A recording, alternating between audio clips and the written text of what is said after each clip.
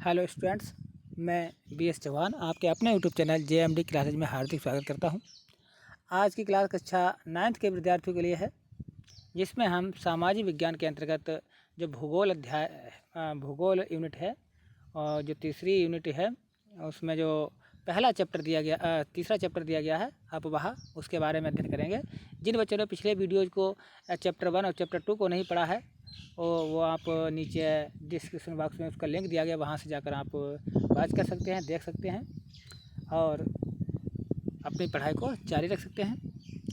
क्योंकि अब ग्रीष्म अवकाश समाप्त होने वाला है, आपके विद्यालय खुलने वाले हैं, तो आप बड़ी ही मेहनत और तन्मयता के साथ पढ़ें ताकि आगामी परीक्षाओं में आपको अच्छा प्रदर्शन कर सकें। तो आइए चलते हैं अपने चैप्टर पर, जिसका नाम है अपवाह। देखिए अपवाह बच्चों क्या होता है, पहले इसके अर्थ को समझें, इसके बाद हम अपने चैप्टर को शुरू करते हैं।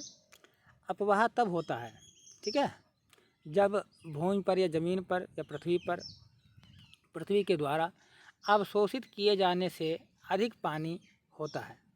जो पृथ्वी के द्वारा पानी जो अवशोषित कर लिया जाता है उससे अधिक पानी होता है। अतिरिक्त जो तरल भूमि की सतह पर और पास की जो खाड़ियाँ हैं, धाराएँ हैं, तालाब हैं या नदियाँ हैं, नदियों में बह जाता है। अपवाह दो प्रकार से हो सकता है बच्चों, एक प्राकृतिक प्रक्रियाओं के द्वारा और दूसरा मानवीय गतिविधियों, दोनों से जो है अपवाह संचालित होता है। देखिए बच्चों, अपवाह शब्द एक क्षेत्र के नदी तंत्र की व्याख्या करता है। भारत के भौतिक मानचित्र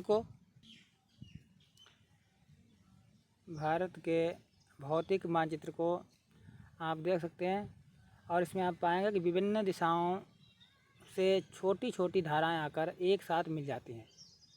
ठीक है, आपने देखा होगा जो नदियों का निर्माण होता है, नदियां बनती हैं, जो एक मुख्य नदी बनती है उसमें कई छोटी छोटी नदियां आके मिलती हैं, तब जाकर एक नई नदी का निर्माण होता है। आपने देखा होगा जो गंगा नदी है वो अलकनंदा और भागीरथी नदियों के सम्मिलन से ही जो है गंगा नदी का उद्गम हुआ है, गंगा नदी बनी है।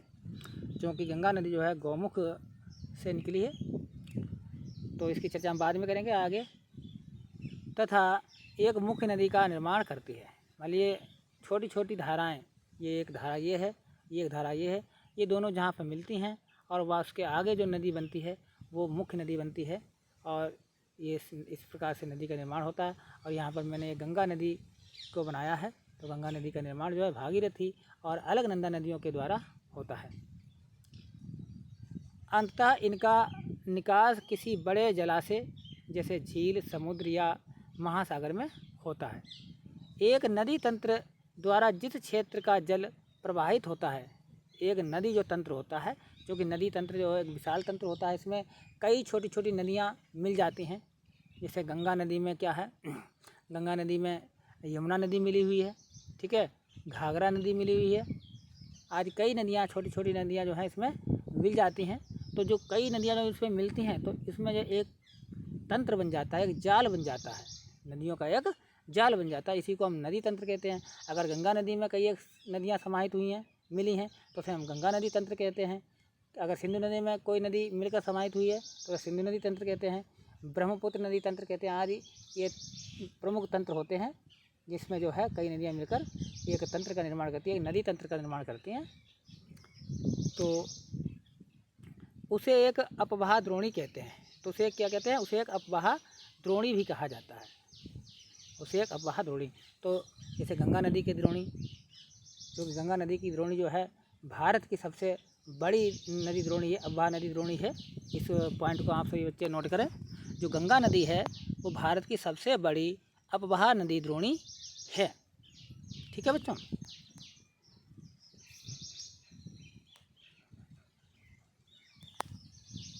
मानचित्र का अवलोकन करने पर यह पता चलता है कि कोई भी हम मानचित्र देखेंगे तो उसको जो अवलोकन करेंगे, ध्यानपूर्वक देखेंगे, तो उसमें क्या पता चलता है, यहाँ पर लिखा हुआ है कि पता चलता है कि ऊंचा क्षेत्र जैसे पर्वत या उच्च भूमि दो पड़ोसी अपवाह द्रोणियों को एक दूसरे से अलग करती है। ये यहाँ पर चित्र आपको दिया गया, स्पष्ट रूप से दिखाई दे रहा होगा कि कोई उच्च भूमि, कोई उठी हुई भूमि है, ऊंची भूमि है, या कोई पर्वत है, ठीक है।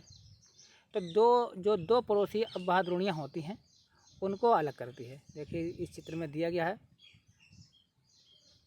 इस चित्र में देखो ये दो नदी दी गई हैं, द्रोणियाँ दी गई हैं, और इसमें ये जल विभाजक रेखा है जो इन दो नदियों को अलग करती है। ये यहाँ पर कोई पर्वत भी हो सकता है, कोई पठारी भी हो सकता है, कोई उच्च भूमि भी हो सकती है, ठीक है बच्चों। तो यहाँ पर आप देख रहे हैं ये नदी एक मुख्य नदी है, इसमें कई छोटी छोटी नदियाँ मिली हुई हैं, आप देख सकते हैं दोनों तरफ मिली हुई हैं, ठीक है, मुख्य नदी में।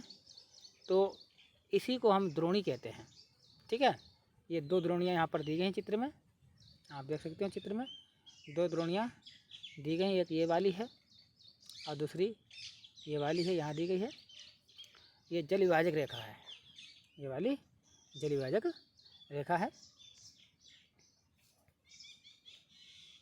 इस प्रकार की उच्च भूमि को जल विभाजक कहते हैं।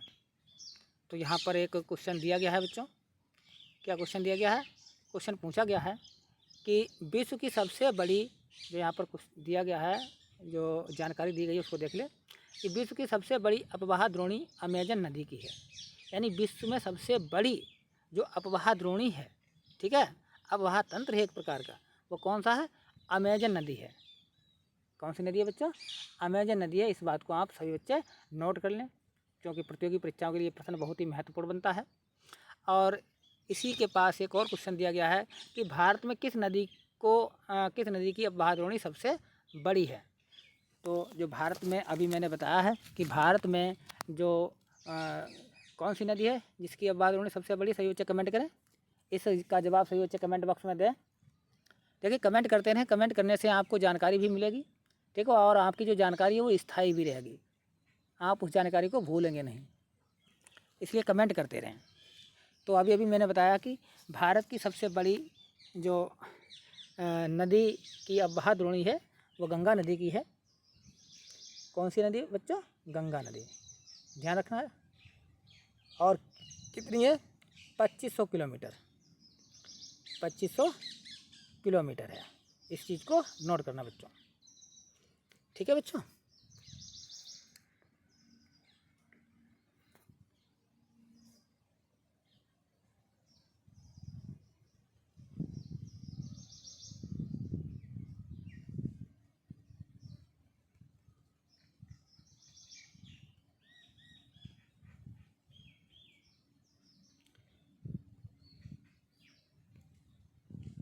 अब देखिए, अब हम पढ़ेंगे भारत में अपवाह तंत्र। जो भारत का जो अपवाह तंत्र है वो क्या है, इसके बारे में पढ़ेंगे।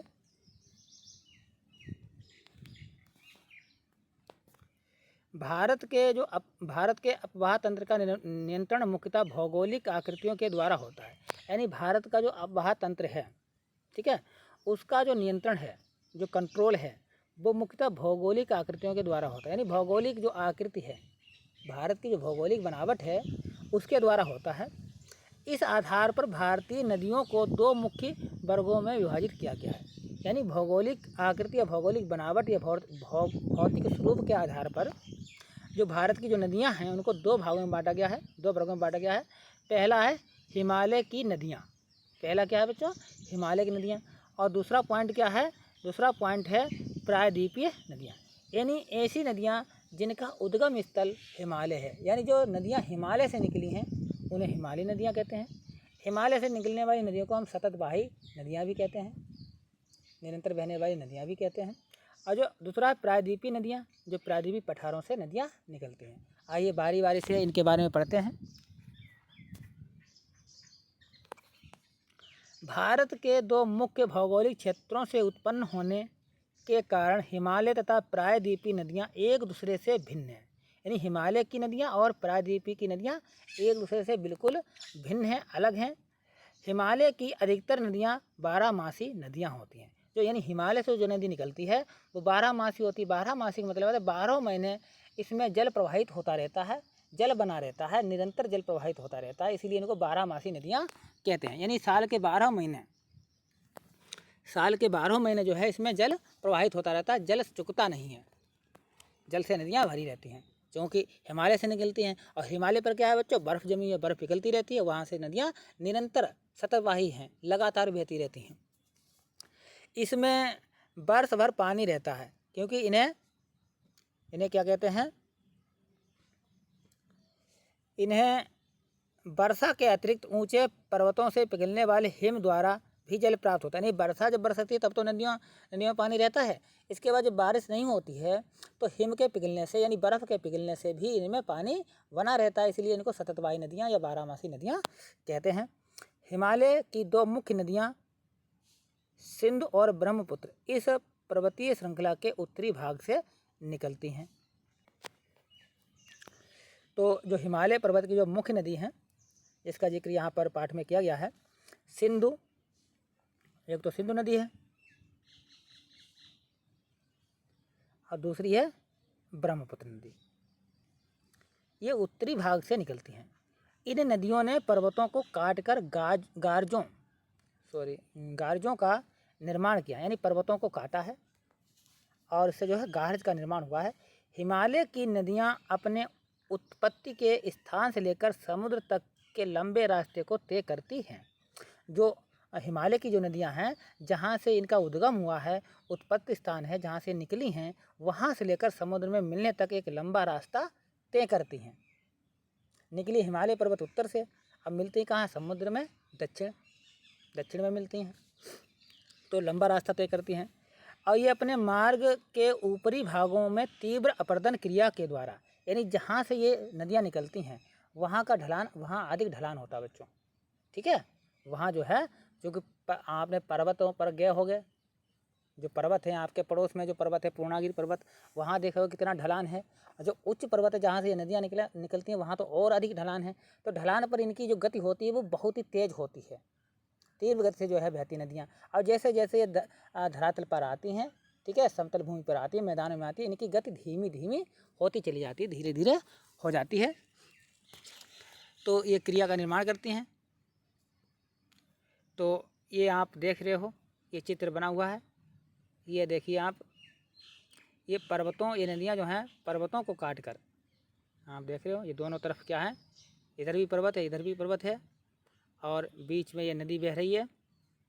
ये नदियाँ जो हैं पर्वतों को काट कर बहती हैं। इससे ये जो जल है, जो आप ये जल देख रहे हो, ये वाला जल, ये क्या है, ये गार्ज का निर्माण करता है, इसको हम गार्ज कहते हैं, ठीक है बच्चों।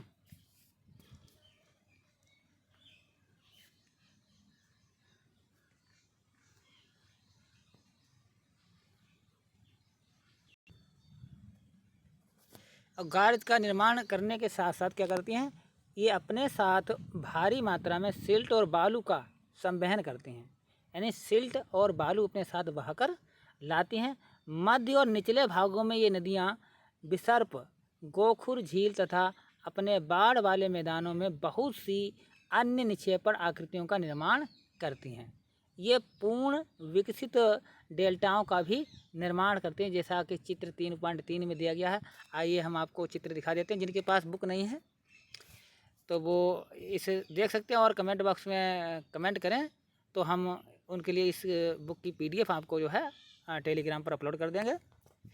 जिन बच्चों के पास बुक नहीं है और जिसके पास बुक है अच्छी बात है।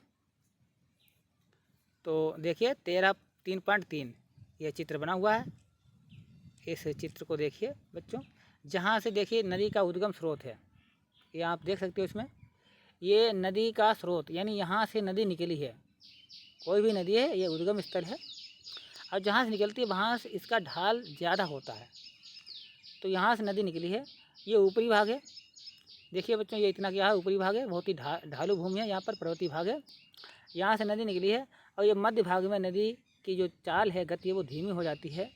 और यहीं पर जो है ये विसर्प, यानी सर्प जैसी जो आकृति बनती है, इसका निर्माण होने लगता है। ये यहाँ पर आप देख सकते हैं। और इसके ठीक नीचे जो है ये गोखुर, देखो चित्र में बताया गया है, ये जो निर्माण है, ये वाला, ये जो चित्र में दिया गया है, ये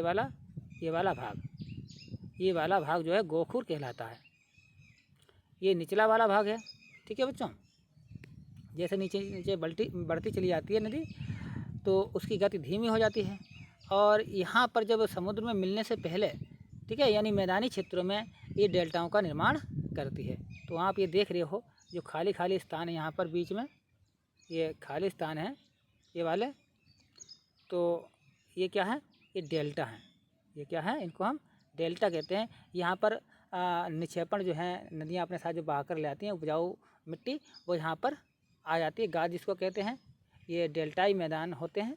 यहाँ ये बहुत ही उपजाऊ होते हैं और यहाँ की खेती, यहाँ पर जो इन मैदानों में खेती की जाती है, तो डेल्टाओं का निर्माण होता है। तो ये नदी का एक बहाव है, तंत्र है, जिस प्रकार से नदियाँ आती हैं उद्गम स्थल से और समुद्र में मिलने तक का ये सफ़र यहाँ पर दिखाया गया है बच्चों, देख सकते हो आप लोग। तो वही इस चित्र को ही नीचे वर्णित किया गया है। अब ये तो था हिमालय से निकलने वाली नदियों के बारे में।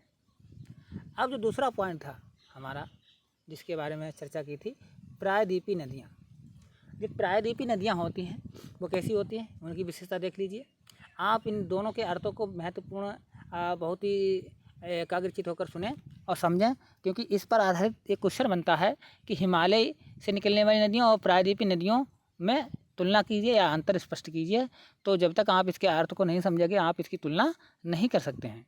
ठीक है बच्चों, अब हमने हिमालय से निकलने वाली नदियों का अर्थ या विशेषता पहचान ली है, जान ली है। अब हम प्रायद्वीपी नदियों की विशेषताओं के बारे में अध्ययन करेंगे।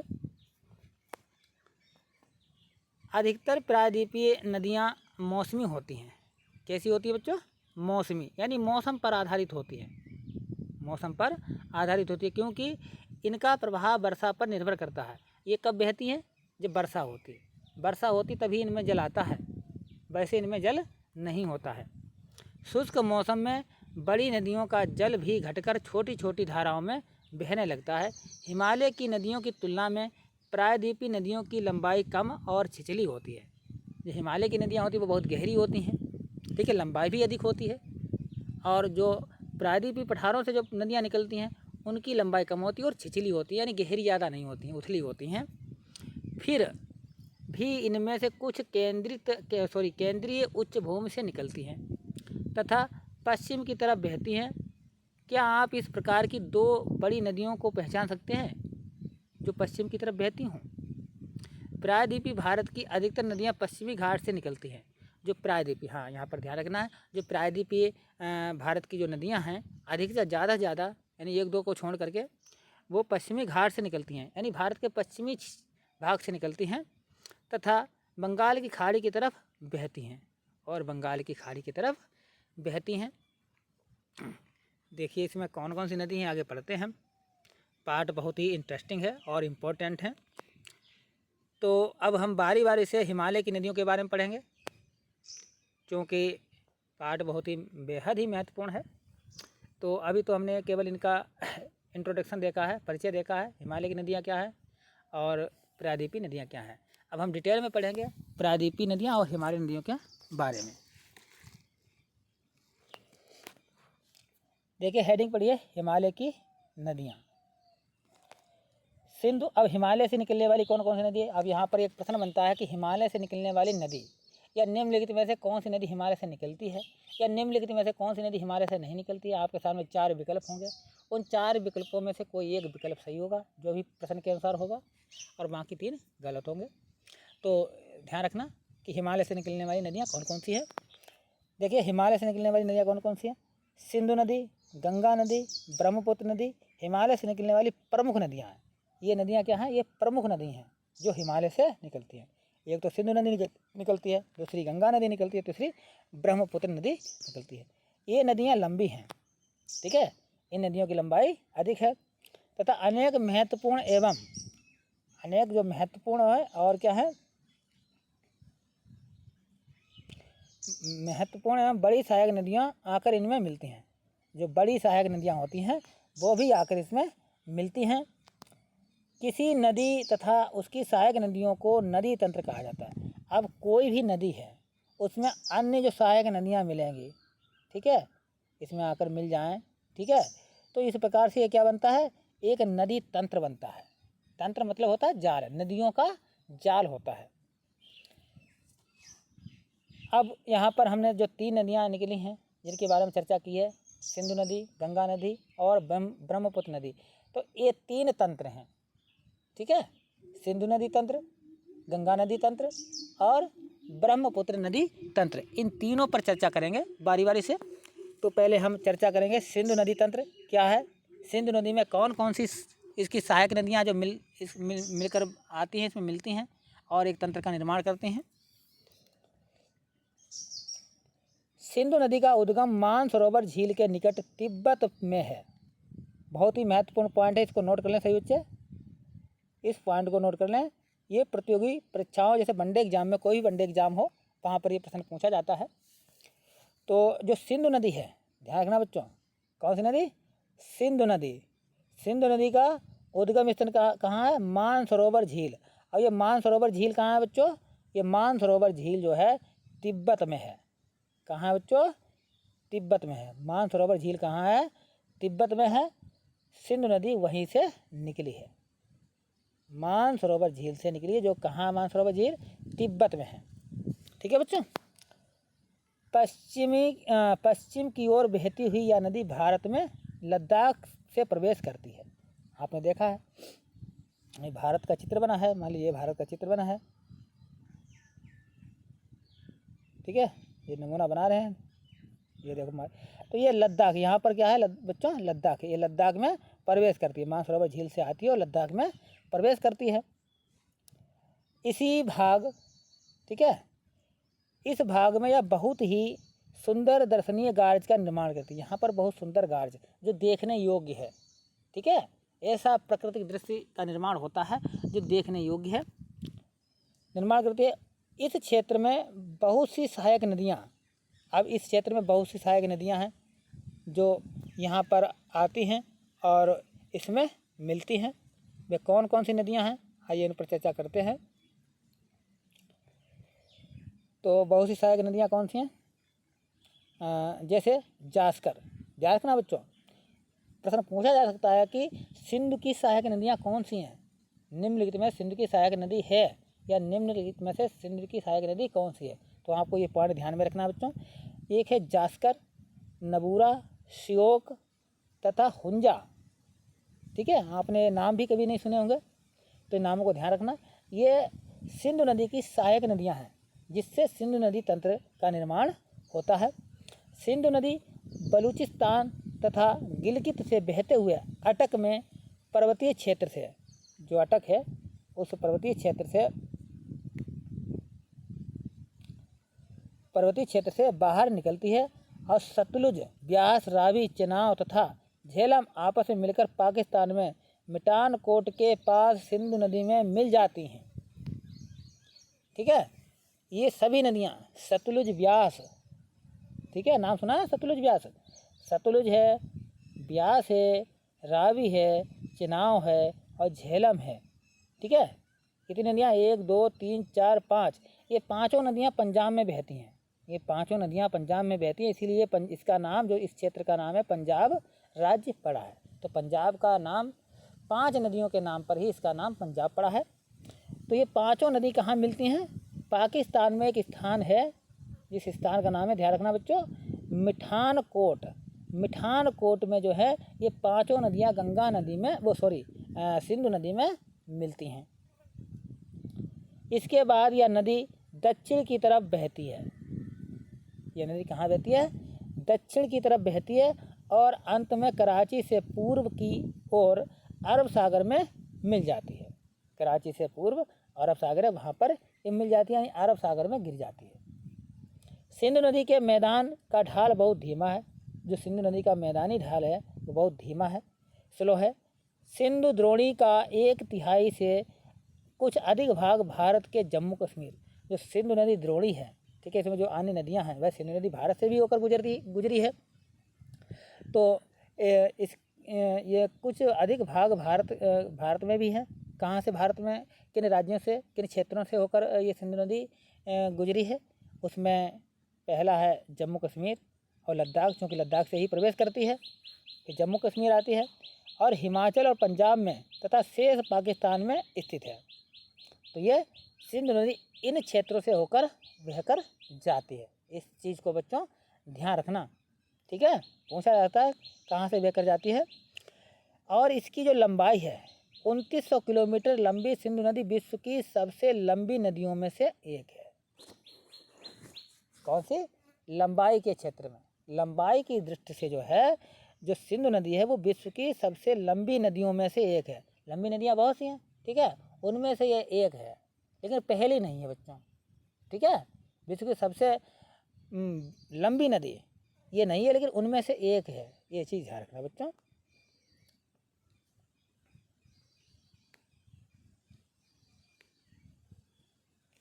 अब आइए यहाँ पर हमारा सिंधु नदी तंत्र समाप्त हो जाता है। इसकी जो जानकारी है महत्वपूर्ण, इस पर चर्चा कर लेते हैं। फिर जो शेष हम गंगा नदी का तंत्र है, इसका अध्ययन हम अगले पार्ट में करेंगे, अगले वीडियो में करेंगे, अगले लेक्चर में करेंगे। क्योंकि लेक्चर बड़ा हो गया है, काफ़ी लंबा समय वीडियो हो गया है, इसलिए यहीं पर हम समाप्त करेंगे। पहले हम इसके बारे में जान लें, सिंधु नदी समझौता क्या है। ये बहुत ही बेहद ही महत्वपूर्ण पॉइंट है परीक्षाओं की दृष्टिकोण से, जो प्रतियोगी परीक्षाएं होती है उनकी दृष्टिकोण से ये पाठ, ये जो सिंधु नदी जल समझौता है, ये संधि है, बहुत ही महत्वपूर्ण। आइए इस पर चर्चा कर लेते हैं, फिर इसके बाद हम आगे चलते हैं। देखिए बच्चों, सिंधु जल समझौता, ठीक है, सिंधु के अनुच्छेद 1960 यानी 1960 में ये समझौता हुआ था, जो कि सिंधु नदी भारत और पाकिस्तान दोनों में बहती है, के अनुसार भारत इस नदी प्रक्रम के संपूर्ण जल का, इस नदी में जो भी जितना भी जल है उस संपूर्ण जल का केवल 20% भाग ही उपयोग कर सकता है, ठीक है। इस नदी के जल का जो 100% नदी है, यानी जो इसमें नदी जो बहती है, इसका केवल 20% जल ही भारत उपयोग कर सकेगा। शेष 80% जल का उपयोग पाकिस्तान द्वारा किया जाएगा। ये इस समझौते में कहा गया है। इस जल का उपयोग हम पंजाब, हरियाणा, राजस्थान के दक्षिण पश्चिमी भागों में सिंचाई के लिए करते हैं। तो इसका कितना भाग करेंगे? केवल 20% ही करेंगे। और ये 20% कहाँ होता है? पंजाब में होता है, हरियाणा में होता है, राजस्थान में होता है, ठीक है बच्चों। तो आज का सेशन कैसा लगा बच्चों, इसको कमेंट बॉक्स में अवश्य बताएं। और जो हमारा दूसरा तंत्र है गंगा नदी तंत्र, इसकी चर्चा हम अगले वीडियोज में करेंगे। तब तक के लिए धन्यवाद।